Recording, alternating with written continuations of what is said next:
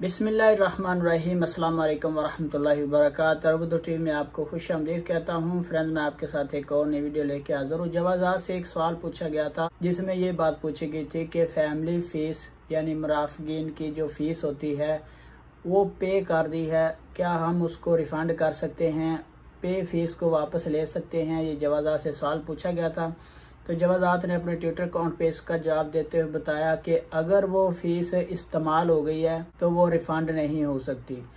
अगर उसको अभी तक इस्तेमाल नहीं किया यानी कि उसके मुतबादल जो सर्विस थी वो आपने इस्तेमाल नहीं की तो आपकी फ़ीस वापस हो सकती है। फ्रेंड, ये थी मुराफ़िकीन के मतलब जो फ़ीस हम फैमिली की पे करते हैं, अगर वो उसको पे करें तो रिफ़ंड कर सकते हैं, किस सूरत में रिफ़ंड कर सकते हैं, किस सूरत में नहीं।